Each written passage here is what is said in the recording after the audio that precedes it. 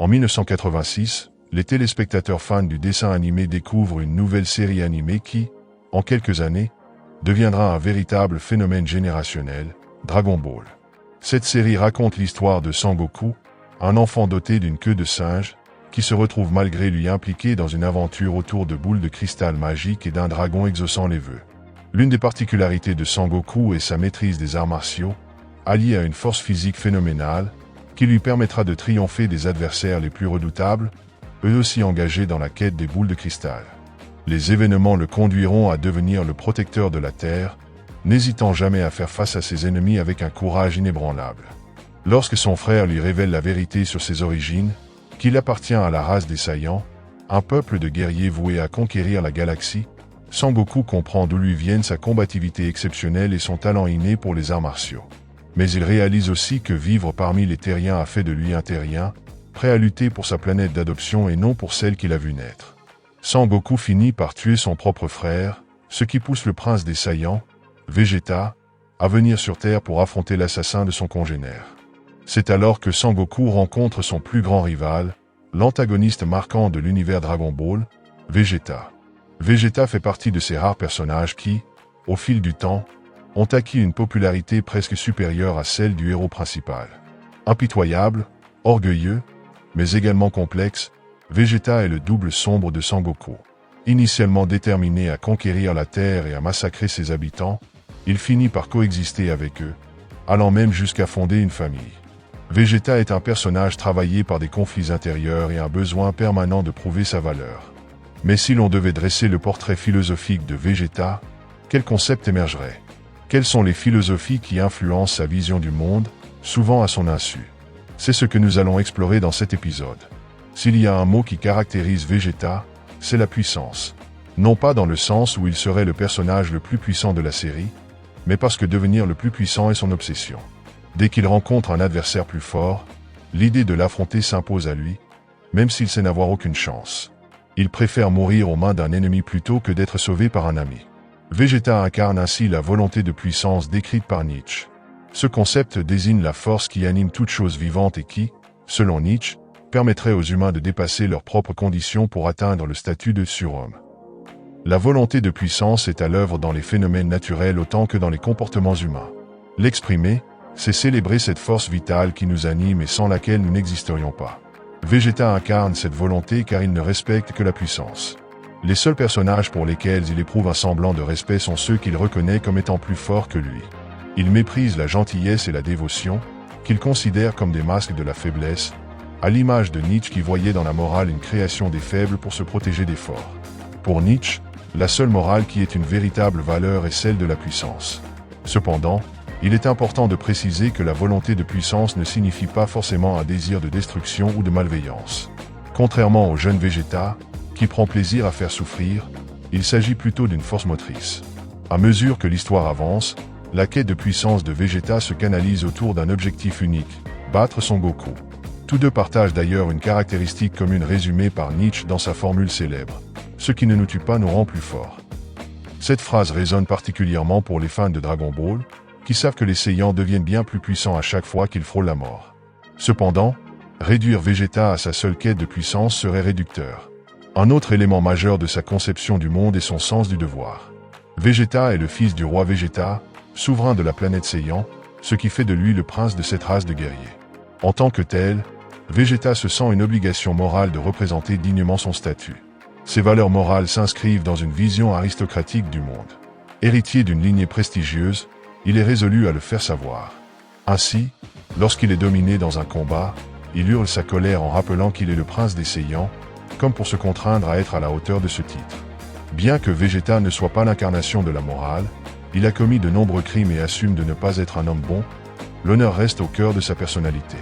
On peut ici évoquer les idées de Kant, philosophe connu pour sa morale stricte où le devoir occupe une place centrale. Pour Kant, le devoir est ce qui doit guider chacun de nos actes de manière absolue. Dans le domaine du combat, Vegeta incarne cette morale kantienne. Même en proie à la peur ou à l'épuisement, il considère que son devoir de se battre est la seule chose qui compte, prenant la forme de ce que Kant appelle un impératif catégorique. Un siècle après Kant, Sigmund Freud approfondit la question du devoir en forgeant le concept de surmoi, l'instance morale de notre psychisme qui nous pousse à agir selon certains principes, souvent hérités de l'éducation. Vegeta, en tant que fils d'un roi, a grandi avec l'idée qu'il devait être le meilleur, qu'il lui était interdit d'être faible. Son surmoi est ainsi structuré par un sens de l'honneur. Sa volonté de puissance n'est donc pas chaotique, mais encadrée par un idéal moral qu'il se fait un devoir de respecter. Si Vegeta est autant apprécié par les fans de Dragon Ball, ce n'est pas seulement pour sa quête de puissance ou son sens de l'honneur, mais surtout parce qu'il est un personnage qui évolue. La première fois qu'il apparaît dans la série, Vegeta coche toutes les cases de l'antagoniste parfait. Cruel, incroyablement fort, avide de pouvoir et dénué du moindre scrupule, n'hésitant pas à tuer ses propres alliés pour impressionner ses adversaires. Tout change après son premier combat contre Sangoku. À l'issue de ce duel, Sangoku, bien qu'ayant l'opportunité de le tuer, choisit de le laisser partir. Cet acte de clémence marque le début de l'évolution de Vegeta et de son intégration progressive parmi les Terriens. Lorsqu'il recroise les amis de Sangoku peu de temps après, Vegeta épargne celui qui lui avait laissé la vie sauve. Contraint de s'allier avec Sangoku et son groupe, il finit par devenir un membre à part entière des guerriers terriens. Il ira même jusqu'à épouser l'une des habitantes de la Terre, Bulma, avec qui il aura un fils, Trunks, qui jouera un rôle crucial dans la protection de la Terre.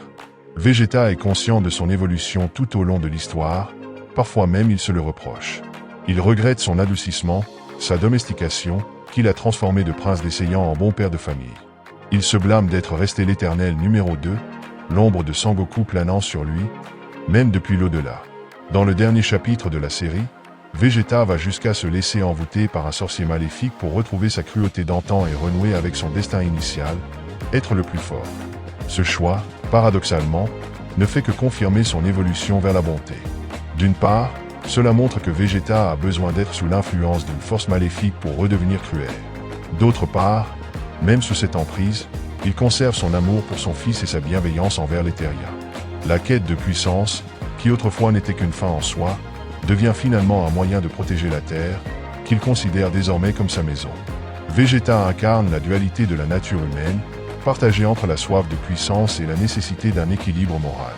Sa quête pour devenir le plus fort rappelle les enseignements de Friedrich Nietzsche sur la volonté de puissance, une force fondamentale qui pousse les êtres humains à s'élever au-delà de leurs limites. Nietzsche disait « Ce qui ne nous tue pas nous rend plus forts ».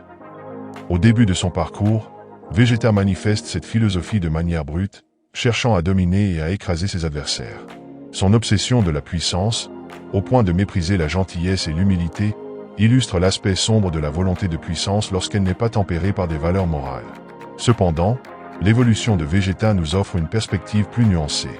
Il apprend que la force brute ne suffit pas à donner un sens à la vie.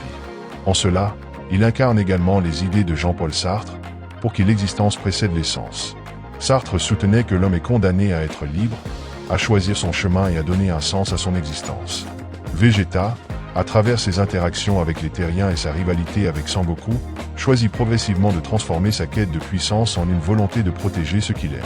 Cela souligne que l'authenticité et la réalisation de soi passent par des choix éthiques, non pas imposés de l'extérieur, mais choisis librement. Son parcours illustre aussi la philosophie de l'éthique kantienne.